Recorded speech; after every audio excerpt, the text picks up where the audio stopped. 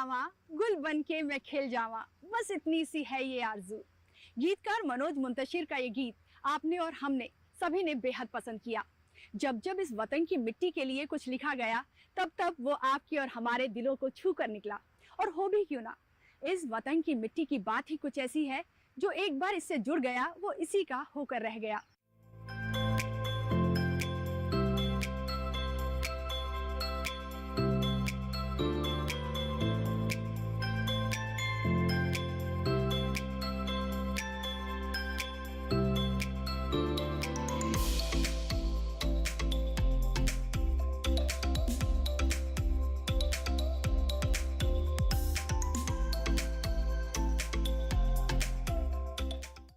नमस्कार, स्वागत है आप सभी का हमारे प्रोग्राम कृषि स्टार्टअप में। कृषि स्टार्टअप के सफर में हम आप पहुंचे हैं बुलंदशहर के तहसील सयाना में। यहां हम आपकी मुलाकात कराएंगे आज डॉक्टर प्रवीण कुमार राणा से, जो न सिर्फ इस वतन की मिट्टी से प्रेम करते हैं, बल्कि इस मिट्टी की उर्वरता को बनाए रखने के लिए उन्होंने एक स्टार्टअप भी शुरू किया है। इस स्टार्टअप के जरिए वो ऐसा क्या कर रहे हैं, ये जानने के लिए यहाँ से सीधे चलेंगे गाँव नरसेना में। तो चलिए फिर।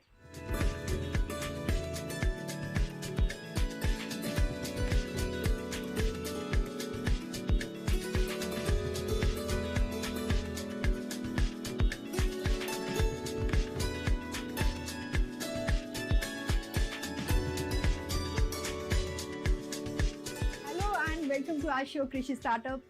प्रवीण जी, मैम आपका स्वागत है गांव नरसेना और हमारी मैन्युफैक्चरिंग यूनिट पर आपका बहुत बहुत स्वागत है ma'am. Thank you so much. आइए मैम। मैं हालांकि आपका इंट्रोडक्शन थोड़ा सा हिंट दे चुकी हूँ अपने व्यूअर्स को कि आप क्या करते हैं, लेकिन मैं फिर भी चाहूंगी कि आप अपना इंट्रोडक्शन हमारे व्यूअर्स को खुद दें। मेरा नाम डॉक्टर प्रवीण कुमार है, गांव नरसेना, तहसील सयाना, जिला बुलंदशहर का मैं रहने वाला हूं।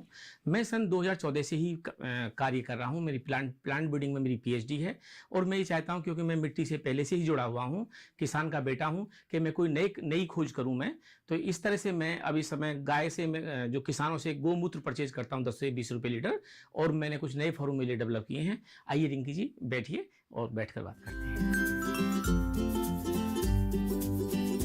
तो अपने देश की मिट्टी से प्रेम करते हैं और गौ से भी प्रेम करते हैं, क्योंकि गौ को माता कहा जाता है। तो ऐसा कुछ इजाद किया है इन्होंने कि दोनों को बेनिफिट हो। तो प्रवीण जी, आपसे जानना चाहेंगे कि स्टार्टअप जर्नी कैसे शुरुआत हुई इसकी, कैसे ख्याल आया कि ऐसा कुछ करना चाहिए मुझे? 2011 में मैंने सर्विस में साइंटिस्ट था, जो मल्टीनेशनल कंपनी में मैं एज ए साइंटिस्ट काम करता था।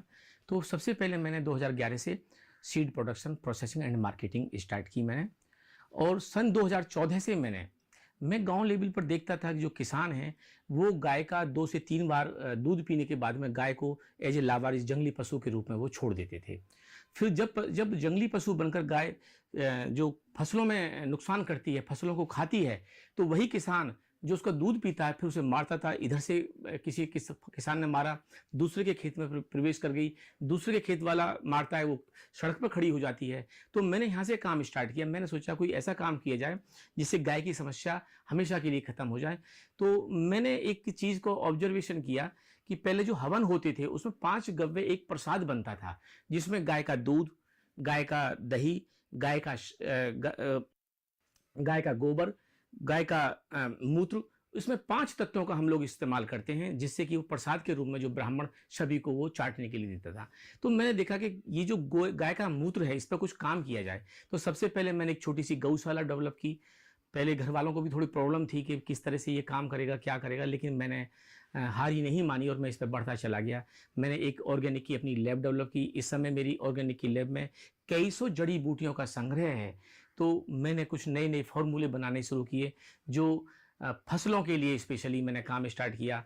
और इस समय मैं किसानों से गोमूत्र परचेज करता हूं 10 से 20 रुपये लीटर, और उस गोमूत्र को परचेज करने के बाद में मैं अपनी लैब में स्टडी करता हूं। स्टडी करने के बाद में मैंने कुछ फॉर्मूले डेवलप किए हैं, जिसमें मैं ऑर्गेनिक PGR बनाता हूं, प्लांट ग्रोथ रेगुलेटर का काम करता है, और ऑर्गेनिक इंसेक्टिसाइड बनाता हूँ, ऑर्गेनिक फंजीसाइड बनाता हूँ।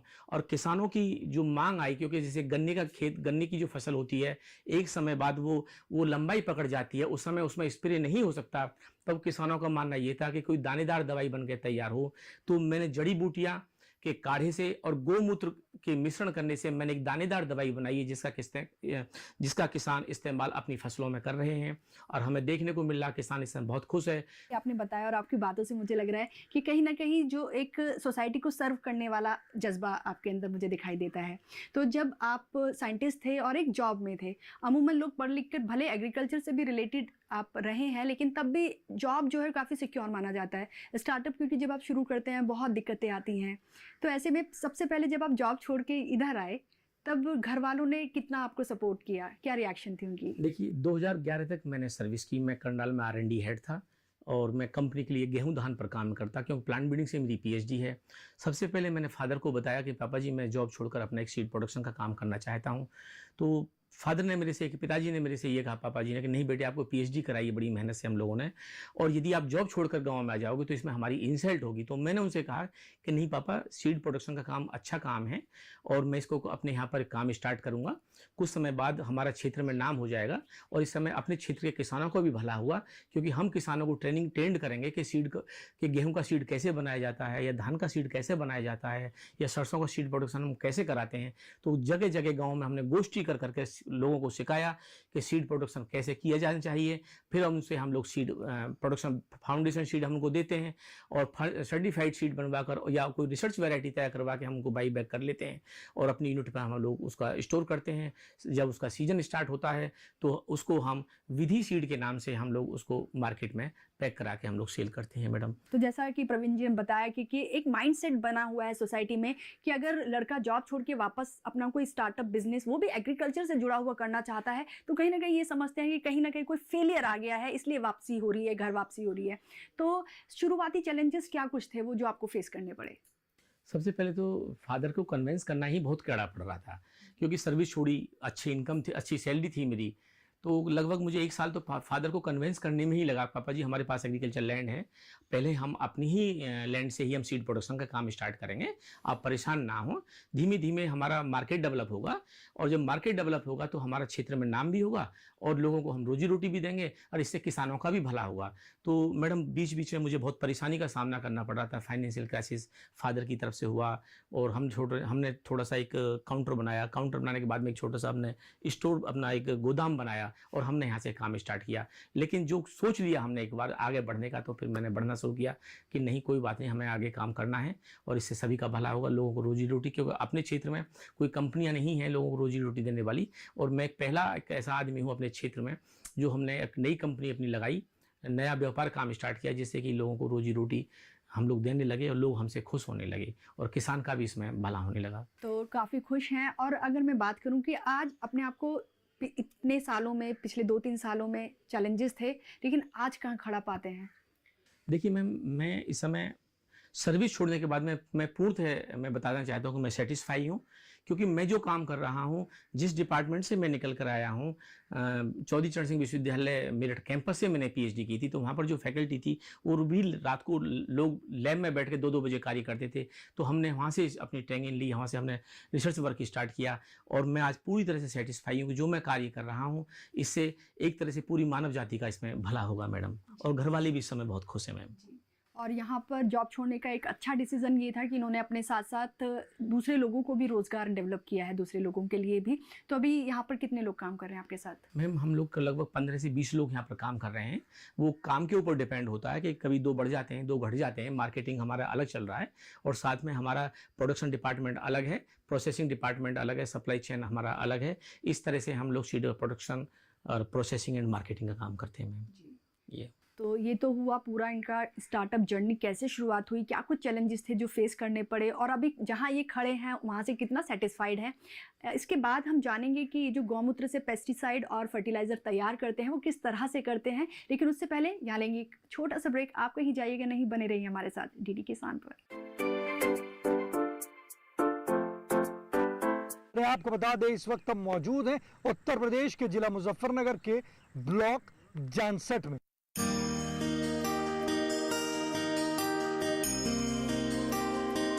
किसान उत्पादक संगठन आपके गांव में चल रहा है, ये आपको लगता है कि किसानों के लिए लाभकारी है? हाँ, ये बहुत लाभकारी है इससे, और छोटे किसान को बड़ा फायदा है। हम छोटे किसान हैं, यंत्रों की हमें समस्याएं होती थी, सामूहिक यंत्र रहेंगे, फसलों की मार्केटिंग नहीं हो पाती थी, तो इन्होंने हमें बताया कि ऐसे ऐसे करके हम एक एफपीओ बना रहे हैं, उसमें इतने सदस्य आवश्यक है, तो इनके कहते ही हम इससे जुड़ गए। यहाँ का एक कल्चर ऐसा रहा है कि बहुत ज़्यादा किसान बड़ी आसानी से जुड़ते नहीं हैं। जैसे हम देखें गुजरात में या महाराष्ट्र में या साउथ इंडिया में एफपीओ कल्चर काफ़ी पहले से डेवलप है, लोग बड़ी शीघ्रता से कोऑपरेटिव की तरफ आकर्षित होते हैं। तो 300 लोगों को इकट्ठा करना एक बड़ी चुनौती थी। कार्यक्रम चौपाल चर्चा किसान उत्पादक संगठन 3 जुलाई सोमवार सुबह 9 बजे, पुनः प्रसारण रात 9:30 बजे, सिर्फ दूरदर्शन किसान चैनल पर।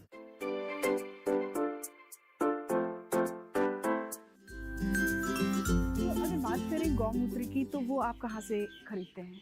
मैम पहले हम लोगों ने छोटी सी अपनी गौशाला डेवलप की, उसके बाद में इतना कलेक्शन हम लोग अपनी गौशाला से कर लेते थे।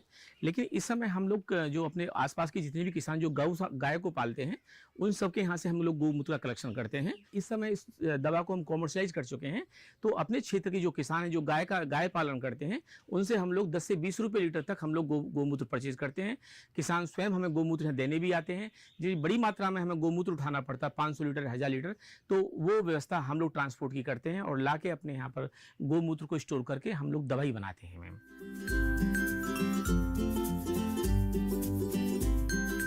तो इधर आपकी लैब टेस्ट है? हाँ, ये हम लोगों ने लैब डेवलप की हुई है, ऑर्गेनिक की लैब, जिसमें हम गौमूत्र को टेस्ट करते हैं और जो जड़ी बूटियों से जो हमारे पास काढ़ा बना के हम लोगों ने संग्रह किया हुआ है, तो हम उसमें टेस्ट करते हैं। हम देखते हैं कि हमको ये तक अब टेस्टिंग के बाद मालूम पड़ चुका है किस जड़ी बूटी में सल्फर की मात्रा ज़्यादा है या किस जड़ी बूटी में जिंक की मात्रा ज़्यादा है। उसी हिसाब से हम लोग रेशो को हम आगे पीछे करके हम लोग अपने फार्मूलों को सेट करते हैं और दवाई बनाकर हम लोग तैयार करते हैं। आइए मैम, तो बिल्कुल जान लेते हैं आप किस तरह से टेस्टिंग करते हैं। ठीक है। तो प्रवीण जी, ये क्या कुछ रखा हुआ है, ये भी क्या टेस्टिंग के लिए ही काम आता है? देखिए मैम, जैसे मैं पहले आपको बता रहा था कि ये हमारा प्योर गौमूत्र है जो हम किसानों से परचेज करते हैं। इस समय जिला प्रशासन भी इसमें हमारी हेल्प कर रहा है और आगे हम लोग जिला प्रशासन की जो गौशालाएं हैं उनसे भी हम लोग गौमूत्र परचेज करेंगे 10 से 20 रुपये लीटर। अब बात आती है 10 से 20 रुपये लीटर की किस तरह से। देखिए, 2 तरीका होते हैं गौमूत्र, या तो गौमूत्र को हम पीछे से कलेक्ट करें, या हम लोगों ने गौशालाओं में फर्स्ट डेवलप किए हुए हैं जहां पर हमने 50-50 लीटर के ड्रम दाबे हुए हैं। तो उसमें क्या होता है कि यदि हम लोग फर्स्ट के द्वारा जो गौमूत्र का कलेक्शन होता है डिब्बे के द्वारा, उसमें कुछ फाइबर्स होता है जिस केवल उसको हम फिल्टर करने के बाद में, क्योंकि पूरी तरह से प्यूरिफाई नहीं होता, उसके रेट हमने 10 रुपये लीटर रखे हुए हैं।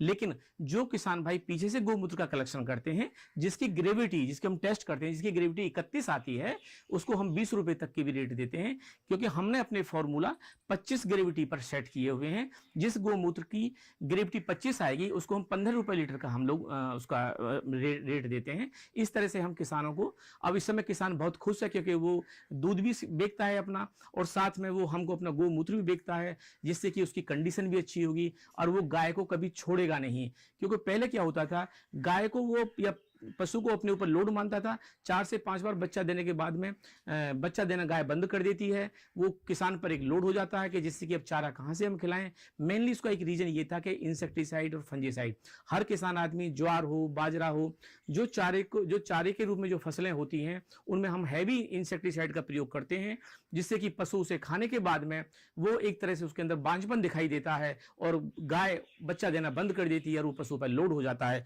इसी तरह से देखिए, ये इस समय हमारे पास में प्योर गौमूत्र है जिसकी ग्रेविटी 31 है, और हमारे पास, जैसे पहले मैं बता चुका हूं कि हमारे पास लैब में कई सौ जड़ी बूटियों का संग्रह है। जड़ी बूटी जो इस समय हार्ब, जिनको हम कह सकते हैं वनस्पति कह सकते हैं, जो सड़कों पर किनारे पे खड़ी हुई है, हमने अपनी लैब में रिसर्च करके हम लोगों ने यहाँ तक पहुँच गए हैं कि हमको ये मालूम हो चुका है कि यदि हमें सल्फर की मात्रा अपनी दवाई में बढ़ानी है तो किस जड़ी बूटियों का काढ़े को हम ज़्यादा मात्रा में उसमें मिलाएं, या जैसे अब धान की फसल का सीजन स्टार्ट होने वाला है, उसको जिंक की मात्रा ज़्यादा चाहिए, तो ऑर्गेनिक जिंक हमको ये मालूम हो चुका है कि इस जड़ी बूटी में मैडम जिंक की मात्रा ज़्यादा है, जिससे कि इस जड़ी बूटी को हम मिलाने पर जो हमारी ऑर्गेनिक दवाई है वो बनकर तैयार हो जाएगी। सबसे पहले फर्टिलाइजर की बात कर लेते हैं कि फर्टिलाइजर में आप किस तरह से तैयार कर रहे हैं, क्या कुछ डालते हैं? हाँ। जैसे मैं बता रहा था, ये गौमूत्र है, ये हमारा जड़ी बूटियों का काढ़ा है, दोनों को मिश्रण करने से हमने जो ये बोतल बनाई जिसके अंदर ये दवाई है, ये इसकी दवाई मैं बीकर में दिखाना चाहता हूँ मैं। ये ऑर्गेनिक फर्टिलाइजर का काम करती है। प्लांट ग्रोथ रेगुलेटर का काम करती है। दूसरा ये इंसेक्टिसाइड यानी इंसेक्ट को मैनेज करती है।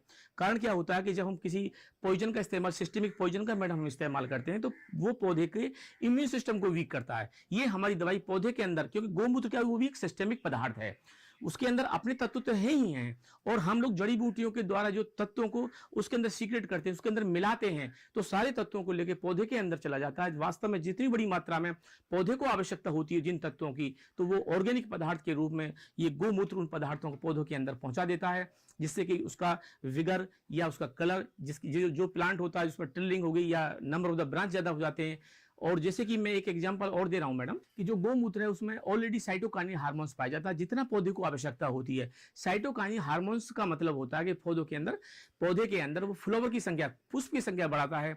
यदि किसी पौधे के अंदर फूलों की संख्या बढ़ेगी तो फ्रूट सेटिंग अच्छी हो जाएगी। जो किसान हमारी दवाई का प्रयोग कर रहे हैं वो कहते हैं कि डेली तोड़ाई शुरू होगी, यानी पिकिंग जो होती है, जैसे गार्ड्स वाली फसल हो गई, टोमेटो हो गया, पोटैटो हो गया, आलू क्या नाम है, ये ब्रिंजल हो गया, बैंगन हो गया, या भिंडियों के अंदर हम देख रहे हैं कि तोड़ाई जो है हमारी डेली स्टार्ट हो जाती है। इससे किसान बहुत खुश है। और क्योंकि ये दवाई हमारी जहर नहीं है, ये एंटी फंगल और एंटी इंसेक्ट काम करती है। ये इंसेक्ट को और डिजीज को मैडम मैनेज करती है। 4 से 5 दिन के अंदर हम देखते हैं कि जो पौधे के अंदर किसी भी प्रकार का जो कीड़ा होता है वो मैनेज हो जाता है, या किसी प्रकार का जो रोग है वो भी इससे मैनेज हो जाता है। और क्रॉप में एक फसल के अंदर एक अलग ही ग्रोथ दिखाई देती है, जिससे हम कह सकते हैं कि ये दवाई हमारी 100% कारगर है और किसान इससे बहुत खुश है इस समय। और जो कृषि विज्ञान केंद्र है मैम बुलंदशहर में, उसने भी इसको रिकमेंड किया है। और अभी हमसे ये सरदार वल्लभ भाई पटेल कृषि विश्वविद्यालय है, उसने भी दवाई को परचेज किया है, और उस दवाई को मैडम फ्री ऑफ कॉस्ट उन्होंने किसान को डिस्ट्रीब्यूट किया है। और इस समय किसान मैडम बहुत खुश हैं। जैसे कि मैं कुछ बताना चाहता हूं आपको कि किस किस चीज का मैं इस्तेमाल करता हूं। देखिए इधर देखिए, मैं दिखाना चाहता हूं आपको, ये हमारे पास चिरायता है, तो जो थोड़ा सा कॉस्टली पड़ता है, इसका हम इस्तेमाल, इसको हम गोमूत्र में मिलाते हैं, फिर उसको बॉईल करते हैं, और इसका काढ़ा उसके अंदर गोमूत्र के अंदर चला जाता है। चिरायता का ये एक दवाई है। ये पशुओं के लिए भी यूज करते हैं इसको, और अपने मनुष्य भी इसे यूज करता है, लेकिन अपनी दवाई में भी हम इसका इस्तेमाल करते हैं। सबसे बड़ी बात, मैं एक चीज और बताना चाहता हूं मैडम आपको, कि जैसे केमिकलाइज्ड, जैसे कि जिब्रेलिक एसिड हो गया या ऑक्सीजन हो गया, ये पौधे के अंदर ग्रोथ हार्मोन का काम करता है, या नाइट्रोजन भी ग्रोथ हार्मोन का काम करता है। जो किसान अत्यधिक मात्रा में इन हार्मोन्स को देते हैं, उनका साइड इफेक्ट हमारी बॉडी में भी देखने को मिलता है। लेकिन हमारी खोज क्या कहती है कि जो मंडियां हैं, जो फ्रूट्स जाता है वो सड़ जाता है, बेकार है, वो किसी के मतलब का नहीं है। हम उन फ्रूट्स को वहां से कलेक्ट करते हैं और अपने गोमूत्र में बॉईल करते हैं, तो हम देखते हैं कि जो फ्रूट के अंदर प्रोटीन है वो अमीनो एसिड में चेंज हो जाती है। एक पीले फूल वाली घास आती है, यदि किसी के थनैला हो जाता है पशु के, तो इसके पत्तों की यदि चटनी बना के उसको लेप लगा दिया जाए, तो थनैला भी एक बैक्टीरियल, हम कह सकते हैं एक बीमारी है, और चटनी बनाकर हम उसको लेप कर देते हैं तो बीमारी दूर हो जाती है। तो ऐसी दवाई का प्रयोग भी हम अपनी दवाई बनाने में हम लोग कर रहे हैं, ऐसे पौधे का भी। दूसरा, इसमें एक विशेष प्रकार की गंध आती है।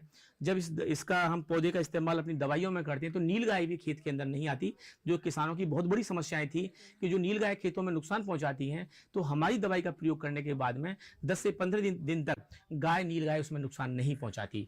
जो कबूतर होता है, जंगली कबूतर, और एक पालतू कबूतर होता है, जो हम देखते हैं गाँव में लोग पालतू कबूतर के आज भी शौकीन हैं, उनकी हम बीट लेते हैं उनसे, या हम कह सकते हैं जो मुर्गा फार्म हमारे आसपास खुले हुए हैं उसके खाद का हम लोग प्रयोग करते हैं।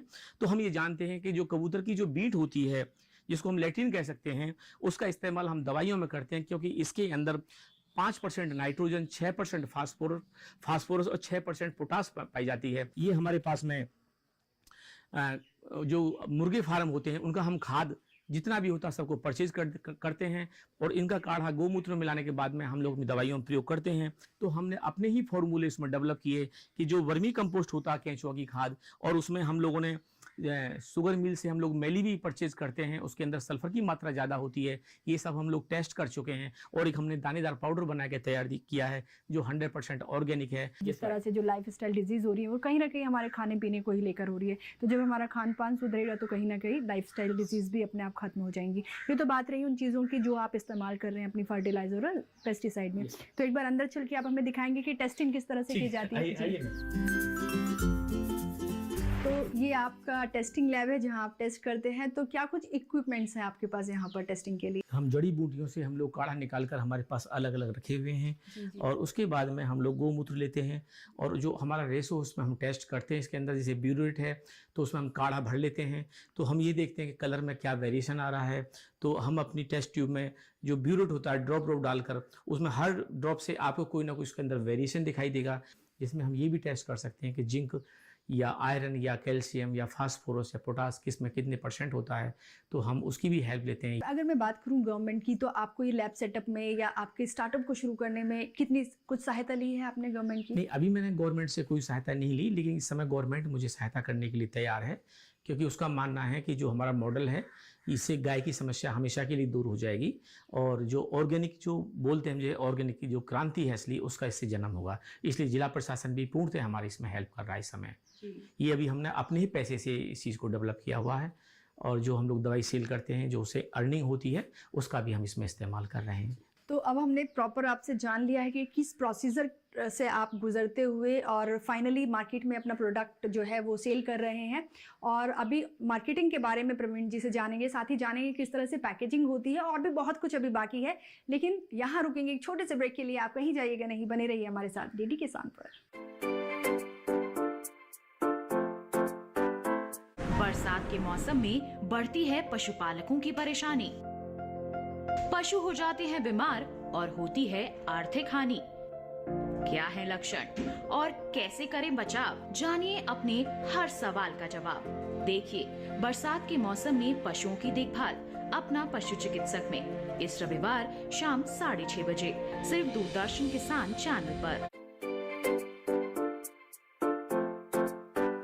हमारे एक जिला विकास अधिकारी हैं माननीय नेमा जी, उनके द्वारा डॉक्टर प्रवीण जी के साथ वो आए। प्रवीण जी एक दवा बना रहे हैं जो गौमूत्र से इनकी बनती है, तो इन्होंने हमें बताया कि हम 10 रुपये लीटर गौमूत्र ले सकते हैं, और 10 रुपये लीटर गौमूत्र लेंगे, उससे दवा बनाएंगे तो हमारी गायों के भरण पोषण के लिए वो धनराशि बहुत अच्छे से काम आ सकती है। इसलिए हमने यहाँ व्यवस्था करी, ये जो हमने सेट बनाया है इसमें हम ये गायों का गौमूत्र, हमने ये ड्रम लगाए हैं, इसको पक्का करके यहाँ गाय रहती हैं और इनका टॉयलेट इसमें जाता है, और उसको हम एक बर्तन से दूसरे बर्तन में हम निकाल देते हैं, और इसमें भी कपड़ा लगाते हैं सूती, उसमें 6 तय करके उसको छानते हैं, और उसको छानने के बाद एकदम ये साफ़ हो जाता है, और उसको हम ड्रम में कलेक्ट कर लेते हैं।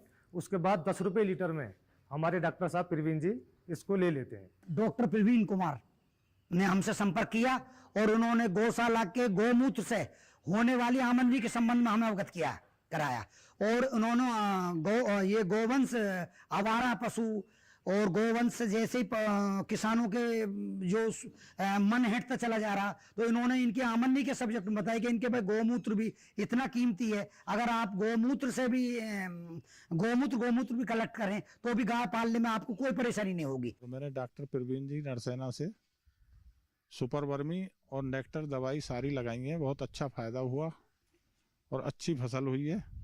तो मैं तो औरों से भी ये कहूँगा कि इसी दवाई को यूज करें। इनको काफ़ी समय से मैं गौमूत्र बेच रहा हूँ, उससे मेरी आय में काफ़ी वृद्धि हुई है। मैंने अपने गन्ने में सुपर वर्मी और नेक्टर का स्प्रे किया, जो कि अभी तक काफ़ी अच्छा रिजल्ट उसका देखने के लिए मिल रहा है। तो हम बात कर रहे थे मार्केटिंग की, तो मार्केटिंग किस तरह से करते हैं आप? देखिए मैडम, जैसे हम लोगों ने जो फॉर्मूले बनाई, दवाई बना के तैयार की, पहले हम इस दवाई को अपनी R&D में यूज करते हैं, उसके बाद में फ्री ऑफ कॉस्ट हम किसानों को देते हैं। जब किसानों से हमें पॉजिटिव रिजल्ट मिल जाते हैं तो इस समय हम डिस्ट्रीब्यूटर, डीलर, रिटेलर लेवल पर मार्केटिंग कर रहे हैं। जगह जगह हम डेमो लगाते हैं, डेमो लगाने के बाद में वहाँ पर मार्केटिंग की तरह से कह सकते हैं कि मांग जनरेट करते हैं। जब हम अपनी दवाई को डीलर, डिस्ट्रीब्यूटर, रिटेलर को देते हैं तो वहाँ से वो सेल होनी शुरू हो जाती है। जो नज़दीक के फार्मर हैं, जो हमारे यूनिट से जुड़े हुए हैं, वो हमारी यूनिट से आके ही उसको दवाई को परचेज करते हैं।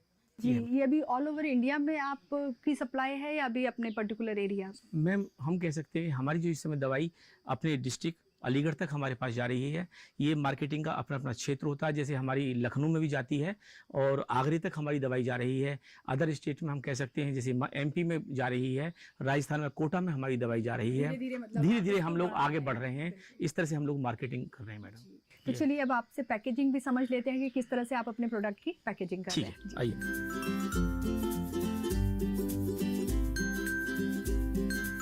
मैम ये हमारी मैन्युफैक्चर यूनिट है जहाँ पर हम दवाई बनाते हैं। कि अभी सब काम हमारा मैनुअली चल रहा है। जो ऑटोमेटिक मशीन आती है पैकेजिंग की, वो अभी हमारे पास नहीं है। सिंपल हम फॉर्मूला जो हमने लोगों ने बनाया हुआ है उसका हम रेशो लिखकर लेबर को दे देते हैं। और 200 लीटर के हमारे पास ड्रम है जिसके अंदर टंकी लगी हुई है और हमारा लेबर का आदमी उसे घोल के तैयार कर देता है। और हम लोग जो पैकिंग साइज़ है 5 लीटर, 1 लीटर, 500 ml, 250 ml और 100 ml तक की हमारी पैकिंग साइज़ है। इसको पैक करने के बाद में हम डिस्ट्रीब्यूटर, डीलर, रिटेलर और फार्मर को हम लोग दवाई प्रोवाइड करा देते हैं।